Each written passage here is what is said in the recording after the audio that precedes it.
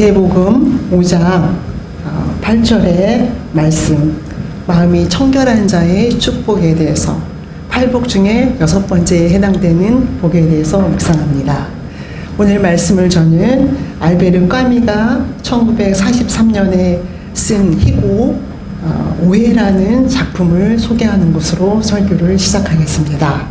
그 내용은 실제로 체코 지방에 실제로 일어났던 사건을 바탕으로 쓰여진 희극입니다.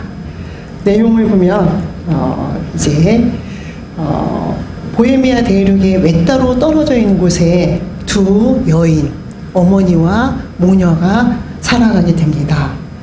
그 어머니와 이 딸이 되는 마르타는 여인숙을 운영하면서 살아가게 됩니다. 지금의 그 이야기로 바꾼다면 모텔을 운영하면서 살아간다고 볼 수 있겠죠. 그렇게 운영하며 살아가는 그 모녀가 있었습니다. 특별히 그런데 이 모녀 중에 딸이 마르타라는 이 인물은 그 곳을 자기가 살고 있는 이 지역으로부터 벗어나서 다른 동경의 세계에 살기를 너무나도 원하는 그러한 청년이었습니다. 그런데 자기가 지금 살고 있는 이 내륙에서 다른 곳으로 이동한다는 것은 필연적으로 돈을 필요로 하는, 물질을 필요로 하는 그런 상황이죠. 그래서 그런 억누를 수 없는 동경 때문에 이제 범죄를 계획하게 됩니다. 없는 돈을 마련하기 위한 범죄를 계획하게 되죠. 여러분이 혹시 잘 알고 계실 수 있는 이야기일 수도 있습니다. 알베르 까미는 유명한 작가이기 때문에. 그래서 어느 날 이 두 모녀는 여인숙을 방문한 부유해 보이는 귀족의 풍모를 지닌 그 한 젊은 남자를 범행의 대상으로 삼습니다. 그래서 그에게 수면제를 먹이고 그리고 범행을 행한 다음에 그 남자의 시체를 강물에다 던졌습니다. 그리고 부유해 보이고 귀족의 풍모를 지녔던 그 사람의 소지품을 열어서 그 갖고 있는 돈을 그리고 그 갖고 있는 물질을 확인하게 됩니다. 그런데 이들이 이 모녀가 그의 가방을 열었을 때 발견한 것은 무엇이었을까요? 이 가족에 너무나도 살기가 어려워서 그 가난을 비관하면서 20년 전에 집을 나갔던 아들이 있었어요. 그리고 20년간의 타지 생활을 하면서 자수성가한 이 아들은 이제 자기의 어머니와 자기의 그 자매가 어려운 생활을 하고 있는 것을 알고 이제 하룻밤 묵으면서 그들의 삶을 돌아보고 그 다음날 서프라이징으로 깜짝 놀래게 하기 위한 그 작은 소박한 계획을 가지고 사실상 자기 가정을 방문한 청년이었어요. 무슨 일이 벌어진 것입니까? 자기의 어머니에게, 누이에게 살해를 당한 사건입니다. 더 안타까운 것은 이것이 실제로 있었던 사건을 바탕으로 쓰여진 희곡이라는 것입니다. 사랑하는 성도 여러분, 우리는 이 이야기를 들으면서 이 비극을 만나면서 어떤 생각을 할 수 있습니까?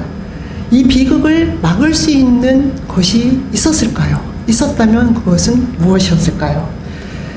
무엇이 이 비극을 막을 수 있었을까요?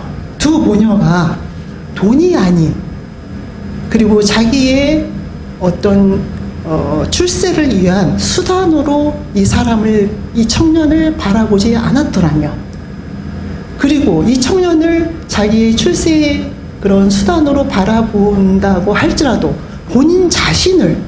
자기 자신을 그러한 일에 가담하는 그러한 존재로 자기를 하락시키지 않았더라면, 혹은 하늘에 계신 하나님의 존재를 인정했더라면, 그 무엇 중에 하나라도 가능했더라면 이런 비극은 일어나지 않을 수 있었다는 것을 알게 됩니다. 무엇이 이들에게 이런 비극을 만들게 하는, 왜 이러한 사건을 만들게 하는 아픔이 우리에게 전해지고 있을까요?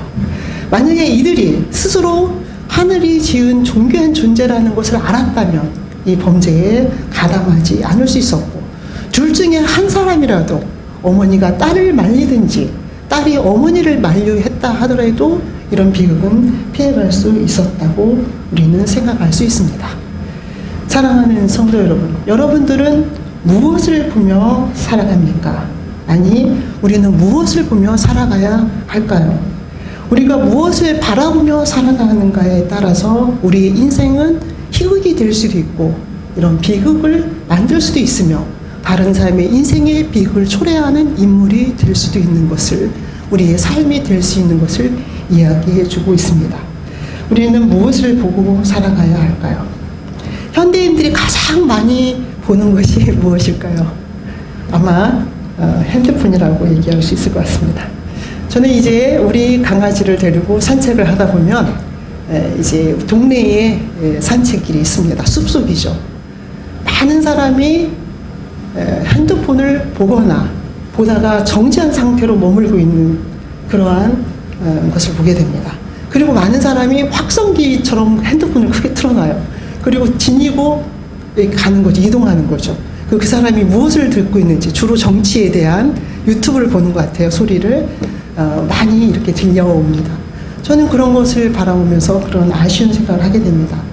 자연을 바라볼 수 있을 텐데, 하늘을 바라볼 수 있을 텐데, 나무를 바라볼 수 있을 텐데 왜 눈이 핸드폰에만 꽂혀 있는 것일까? 물론 핸드폰을 통해서 제시하는 많은 생각들과 사상들과 또 어떤 지식을 습득하는 그런 과정일 수도 있습니다. 그러한 과정 속에서 우리가 눈으로 보는 것은, 바라보는 것은, 또 만나는 것은 어떤 것일까요? 오늘 성서는 우리에게 이야기합니다. 오늘 성서 마태복음 5장은 특별히 우리에게 말하고 있습니다. 마음이 청결한 자는 복이 있나니 하나님을 볼 것이니라, 이렇게 이야기합니다. 성서는 오늘을 살아가는 우리에게 너무나도 많은 볼거리와 많은 사건과 현장 속에서 그럼에도 불구하고 구별되게 하나님을 바라보는 사람으로, 하나님을 보는 사람으로 살아가는 삶, 그리고 그 삶이 축복된 삶이라는 것을 알기를 원하는 것을 오늘 마태복음 5장 8절을 통해서 우리에게 말을 건넵니다. 하나님을 본다는 것, 마음이 청결한 자는 복이 있다고 하는데 그 복이 하나님을 본다고 이야기를 하고 있습니다. 그렇다면 하나님을 본다는 것은 어떤 것을 의미할까요? 사실 우리는 구약성서를 통해서 하나님을 본다는 것 자체가 불가능하다는 것을 성서의 본문을 통해서 우리는 익히 들어서 안 바가 있습니다. 그런데 하나님을 바라보는 것이, 하나님을 직접 만나서 우리가 육안으로 그분을 본다는 것 자체가 그게 어려운 일이고 불가능한 일인데, 그럼에도 불구하고 그 얘기를 하고 있는 출애굽기 33장에서 같은 내용으로 또 나오는 내용이, 그러니까 33장 20절에서는 하나님을 보는 것 자체가 불가능하다는 얘기를 하고 있는데 21절 이후에서는 모세가 하나님을 만나게 되는, 보게 되는 또 장면이 나타납니다. 그렇다면 서로 상반되는 이 이야기가 왜 출애굽기라는 33장의 한 본문에 나타나고 있을까요? 이 의미는, 이것이 우리에게 주는 이야기는 무엇일까요? 그것은 하나님은 너무 높고 크고 광채가 빛나는 그런 분이어서, 그렇게 세상을 창조하시는 그런 분이어서 우리는 피조물인 그분을 감히 바라보기 어려운, 그리고 그분과의 간격이 있는, 그래서 그분의 위대하고 장엄하신 그분의 크심을 강조하는 내용으로도 볼 수 있습니다. 그렇게 구약성서의 내용이 이스라엘 백성의 하나님과의 관계를 통해서 하나님 존재 자체와 우리 피조물과의 어떤 차별성, 그분의 높고 크신 위엄을 표현하는 것으로 볼 수가 있습니다. 그런데 그런 하나님께서 어떤 모습으로 나타나십니까? 요한복음 14장에 보면 그 간격을 좁혀주시는 예수 그리스도의 모습으로 나타나시는 그 분을 우리는 또 만날 수가 있습니다. 요한복음 14장의 내용을 보면 이렇게 이야기합니다. 주님께서 이렇게 얘기합니다. 예수님께서 제자들에게 말씀합니다. 너희가 나를 알았더라면 내 아버지도 알았으리라. 이제부터 너희는 그를 알았고 또 보았느니라. 하나님을 알았고 보았느니라. 왜? 예수 그리스도도 당신을 통한 하나님을 알고 보고 만진 것을 이야기합니다. 그렇게 말씀하시는 예수님을 향해서 빌립이 이야기합니다. 빌립이 주님, 아버지를 우리에게 보여주십시오. 그렇다면 우리가 만족하겠습니다. 이렇게 빌립이 이야기하고, 그런 빌립을 향해서 주님께서 이야기합니다. 빌립아, 내가 이렇게 오랫동안 너와 함께 있었는데 너희가 나를 알지 못하느냐? 나를 본 자는 아버지를 보았거든 어찌하여 아버지를 보이라 하느냐? 나는 아버지 안에 있고 아버지는 내 안에 계신 것을 내가 믿지 아니하느냐? 그러므로 이 말씀이 우리에게 전하는 것은 예수 그리스도를 통하여서 우리는 하나님을 보고 만지고 또 만났고 경험하고 있다는 것을 이야기합니다. 그렇다면 우리는 오늘 이 말씀을 어떻게 이해할 수 있을까요?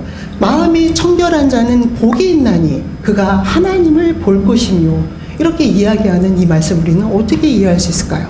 이미 예수 그리스도를 통해서 하나님을 만났고 만졌고 그분을 경험했으며 그분과 더불어 살아가는 우리가 오늘 마태복음 5장 8절의 말씀, 마음이 청결한 자는 하나님을 볼 것이라는 얘기를 어떻게 이해할 수 있을까요?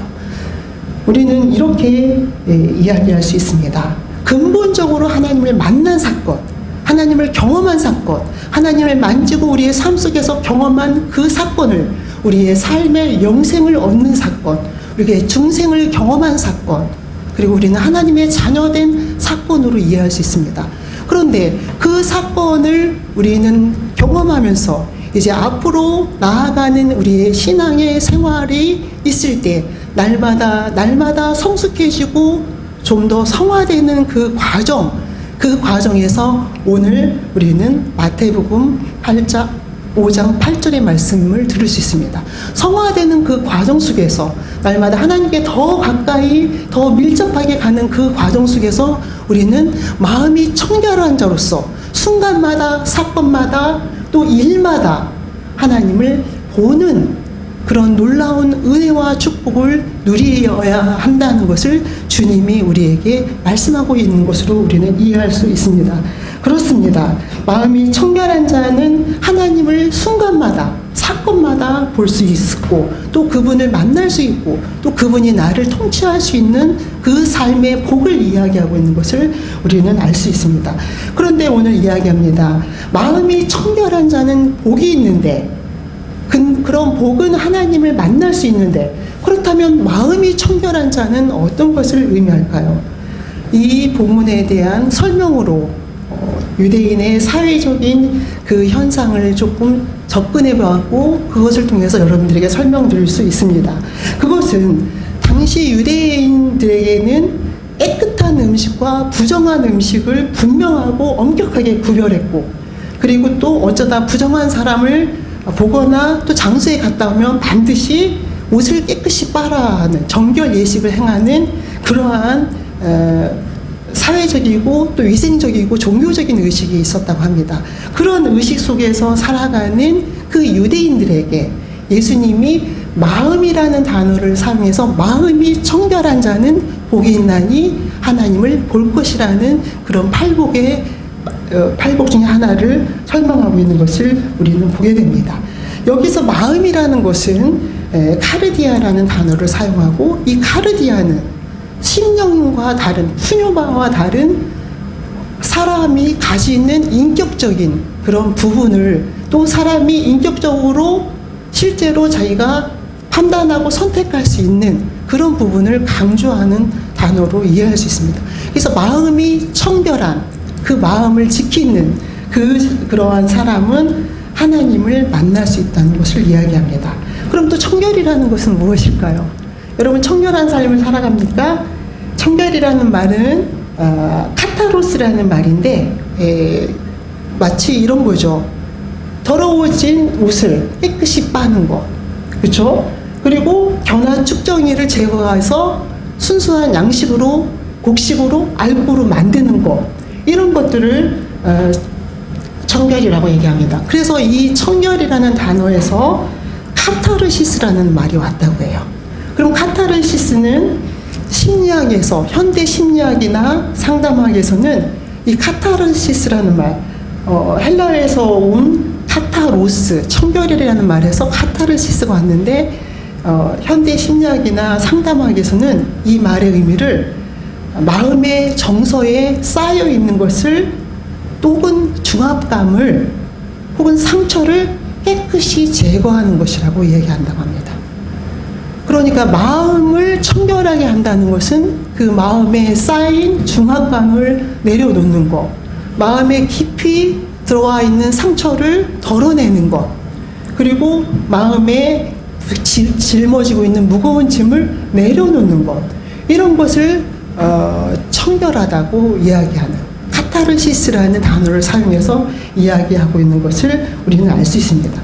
그렇습니다. 마음이 청결하다는 것은, 마음은 아까 말씀드린 것처럼 인격적인 의지에 의해서 스스로가 지킬 수 있는 것이고, 그리고 그 마음을 지키기 위해서, 청결하게 지키기 위해서 이러한 많은 것들을 내려놓는 그러한 작업을 우리는 이해할 수 있습니다. 근데 저는 어떻게 하면 조금 더 청결이라는 것을 쉽게 한번 설명해 볼 수 있을까, 이렇게 묵상하면서 한번 이런 걸 생각해 봤어요. 지금 겨울이잖아요.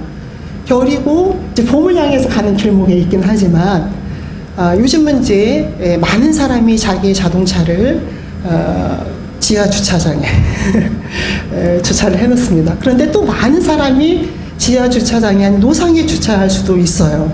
근데 노상에 주차된 차를 아침에 출근하기 위해서 딱 내려 집에서 나왔는데 그 차를 보니 차에 눈이 가득 덮여 있는 거예요. 그리고 기온이 낮아서 앞에 유리 부분에는 성에가 끼고 얇은 얼음이 덮여 있어요. 자, 그런 차를 가지고 오늘 출근하라고 하는 운전자가 가장 먼저 해야 되는 일이 무엇일까요? 눈을 제거하는 거, 유리의 성에를 제거하는 거. 그래야만이 우리가 운전자가 시야의 폭이 넓어져서 볼 수 있는 것을 깨끗하게 처리해야만이 운전을 할 수 있는 거잖아요. 그 눈을 그대로 놓은 상태에, 성에가 낀 그 상태에 운전할 수는 없습니다. 그 운전할 수는 있겠죠. 그런데 벌어지는 결과는 뭐예요? 바로 원하지 않는 안타까운 일이 있을 수도 있다는 거죠. 그러니까 마음이 청결한 자라는 것은 내가 하나님을 보기 위해서 앞에 차 안에 있는 유리에 덮여진 눈을 제거하고 성애를 제거하는 것처럼 하나님을 보기 위해서 자기 마음의 중압감과 불신과 의혹과 불안과 또 원망을 내려놓는 것을 의미합니다. 의지적으로 본인이 선택해서 그렇게 내려놓는 것을 의미합니다. 그렇게 마음에 하나님을 바라보는 그 시야를 흐리게 하는, 그리고 바라볼 수 없도록 하는 그런 요소들을 제거하는 것이 마음이 청결한 자로 새롭게 변화되는 것을 이야기합니다. 실제로 그렇게 청결해야만이 우리가 하나님을 볼 수 있기 때문에 그렇습니다. 사랑하는 성도 여러분, 여러분은 어떤 마음으로 살아갑니까? 여러분들의 마음이 아무런 문제가 없을 때, 아무런 갈등이 없을 때, 아무런 어려운 사건이 없을 때는 늘 청결하죠. 네? 늘 청결하잖아요. 그런데 문제는 사건이 발생하고 갈등이 빚어지고 문제가 생기면 우리 마음은 혼탁해지기 시작하는 거죠. 그런데 그때 말하는 거예요. 그때 그 혼탁한 마음이 있을 때에 그때 마음을 청결하기 위해서 그 눈을 치우는 작업을 우리가 해야 된다는 거죠. 그 유리에 낀 성애를 걷어내는 작업을 해야 된다는 거죠. 그 한 박자 느림, 얼마만큼 느릴까요? 한 3초 정도? 내 안에 들어오는 그 갈등의 요소를 폭발시키기 전에, 내 안에 들어온 불안감을 폭발시키기 전에, 또 내 안에 깊이 들어오는 상처를 심기 전에 한 3초? 3박자? 딱 마음을 청결하게 할 수 있어야 된다는 거죠. 그래서 내가 내 마음을 누구로, 내 마음이 아닌 내 불안한 마음과 원망과 그러한 또 의심과 의혹이 들어오기 전에 하나님이 들어올 수 있도록 그렇게 내 마음을 청결하게 해야 된다는 것을 오늘 성서는 이야기합니다. 그런 삶이 우리가 날마다 하나님을 보는 삶, 그런 삶으로 점점 더 성숙해지고 성화되는, 우리 오늘 전도사님이 기도한 것처럼 그래서 그런 크리스찬으로 살아갈 때, 그런 자녀로 살아갈 때 우리 안에 풍기는 그리스도의 향기를 낼 수 있고, 그리고 우리가 그리스도인으로서의 인정받을 수 있는, 그리고 복음을 전할 수 있는 삶으로 우리는 하나님의 소명자의 다른 이름을 갖게 된다는 것을 알게 됩니다. 사랑하는 성도 여러분, 여러분들은 얼마만큼 마음을 청결하게 유지하며 살아갑니까? 사건이 있을 때, 갈등이 빚어질 때, 그때 정말 잔잔하고 아무런 문제가 없을 때는 우리는 늘 해맑아요. 그렇죠? 청결하죠. 그런데 오늘 성서는 얘기해요. 그렇게 살아가는 삶이 우리의 전부가 아니라는 거예요. 절반은 화창한데, 절반은 개인 날을 살아가는데, 절반은 흐린 날을 살아갈 때, 그때 그 흐린 날 청결한 마음을 유지하는 그래서 하나님을 바라볼 수 있는, 하나님이 볼 수 있는, 그분이 나를 통치할 수 있도록 내가 날마다 훈련되어져야 된다는 것을 오늘 성서는 이야기합니다. 그렇게 마음을 청결히 해서 마음이 청결한 자로서 하나님을 본 한 인물을 소개합니다. 우리는 요셉에 대해서 너무 잘 알고 있습니다. 요셉이 누구입니까? 야곱의 11번째 아들입니다. 요셉은 야곱이 가장 사랑했던 라헬의 첫 아들이기도 하죠. 근데 요셉의 이야기를 보면 37장에서 50장의 창세기 마지막 부분까지 요셉의 이야기로 굉장한 많은 지면을 할애하고 있습니다. 그런데 그 요셉은 어떤 인물이었습니까? 태어날 때부터 편애의 대상이었어요. 아버지의. 그렇죠? 11번째 아들로 태어난 이 요셉을 향해서 이 야곱은 이 특별한 아들을 편애한 거죠. 채색 옷을 입히고 늘 옆에 끼고 있고. 근데 그런 모습을 바라보는 10명의 아들은 어떤 생각을 가질 수 있었을까요? 그런데 그러한 아버지의 편애에 또 힘입어서 이 요셉이라는 인물은 또 철이 없었네.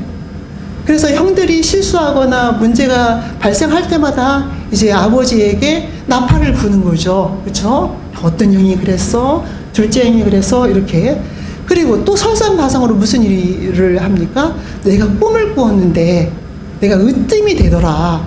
이런 얘기를 거듭 반복해서 해요. 자, 이 정도에 이르면 안 그럴 수 있는 가정도 있겠지만 이 정도에 이르면 이 10명의 형제들이 갖는 생각은 무엇일까요?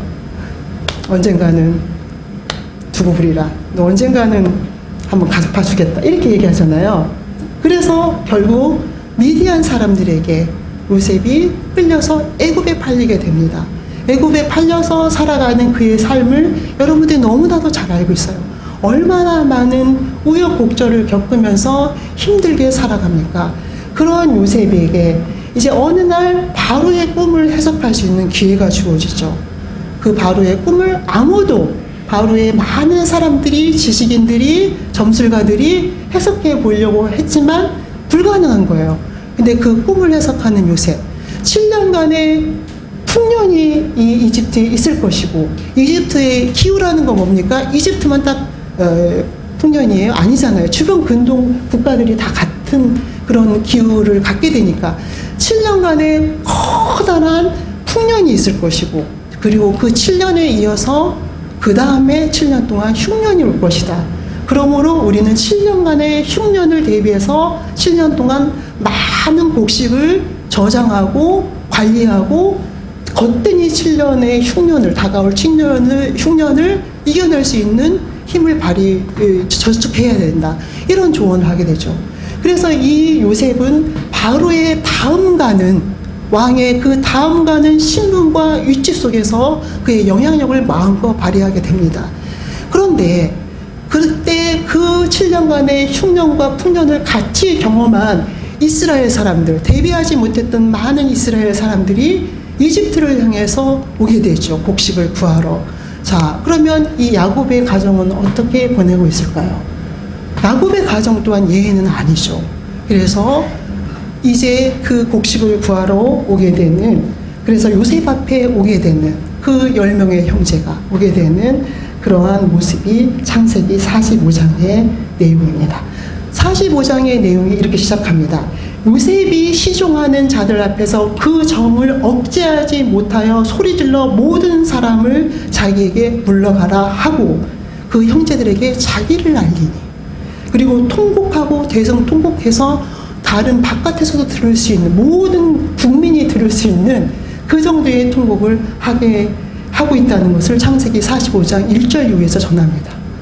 사랑하는 성도 여러분, 여러분이 요셉이라면, 여러분이 이런 상황이라면, 많은 사람이 이런 상황이라면 무엇을 선택했을까요?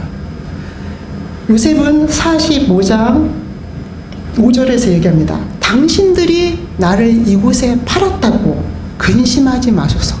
10명의 형제들에게 하는 이야기입니다. 당신들이 나를 미디안 사람을 통해서 애굽에 팔았다고 지금 자기 앞에 곡식을 구하러 와서 부들부들 떨고 있는 10명의 형제들 향해서 요셉이 건넨 말이 이렇습니다. 당신들이 나를 이곳에 팔았다고 해서 근심하지 마소서. 한탄하지 마소서. 하나님이 생명을 구원하시려고 나를 당신들보다 먼저 보내셨나이다. 이렇게 이야기하고 있습니다. 요셉의 마음에 수십 년간 깊이 들어갔던 고통과 버림받은 것에 대한 그 배반감, 그 상처, 그 고통을 요셉은 오늘 이 창세기 45장 5절을 통해서 이야기합니다. 당신들이 나를 이곳에 팔았다고 해서 근심하지 마십시오. 한탄하지 마십시오. 하나님이 생명을 구원하시려고 당신들보다 먼저 나를 이곳에 보냈다는 고백을 하게 됩니다. 어떻게 이런 일이 가능할까요? 불가능한 일일까요? 아닙니다. 얼마든지 가능한 일이죠. 여러분들이 요셉이라면 무엇을 선택하시겠습니까? 형제 10명에 대한 분노, 그리고 용서할 수 없는 상처, 가능하죠. 형제에게 버림받은, 그리고 목숨을 잃을 뻔했던, 그리고 많은 기간 동안 고통스러운 시간을 보냈던, 그 세월을 보냈던 그 요셉. 그렇기 때문에 가능합니다. 그런데 오늘 하나님은 우리에게 말합니다. 마음이 청결한 자는 하나님을 볼 것이다. 우리는 마음이 청결한 자로 살아갈 수 있는 존재라는 거예요. 하나님을 보는 존재로 살아갈 수 있다는 거죠. 고통스러워서 불가능해 보이는 그 고통을 덜어놓을 수 있는, 전혀 용서되지 않을 것 같은 그러한 사건을 용서할 수 있는 인물이라는 거예요. 존재라는 거죠. 요셉이 오늘 삶을 통해서 이야기하는 것처럼. 그리고 마태복음 5장 8절에서 주님이 우리를 향하여 강력하고 분명하고 또렷한 목소리로 말하는 것처럼 우리는 마음이 청결한 자로 살아갈 수 있는, 그리고 청결한 자로 살아가야 된다는 것을 오늘 이야기하고 있습니다. 사랑하는 성도 여러분, 마음이 청결한 자는 하나님을 볼 수 있고, 또 하나님을 볼 수 있기 때문에 우리는 또 마음이 청결한 자로 살아갈 수 있고, 우리 삶이 윈윈할 수 있다는 것을 오늘 성서는 이야기합니다. 여러분들 가슴속에 무엇이 들어있습니까? 우리는 살아가다 보니까 우리가 원치 않는 많은 일들을 만나게 되고, 그 속에서 오해와 갈등이 빚어지고 또 아픔이 깊이 들어와 자리 잡기도 합니다. 그러나 그럴 수 있죠.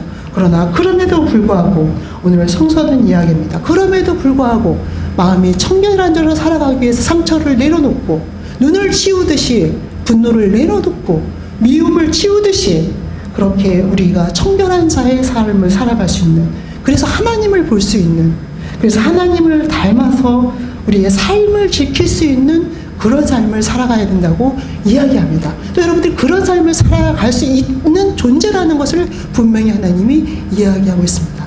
사랑하는 성도 여러분, 그렇게 마음이 청결한 자로 하나님을 바라보는, 하나님을 보는, 만지고 그분의 축복을 경험할 수 있는 그런 삶을 살아가시는 저와 여러분이 되시기를 축원합니다. 기도하시겠습니다.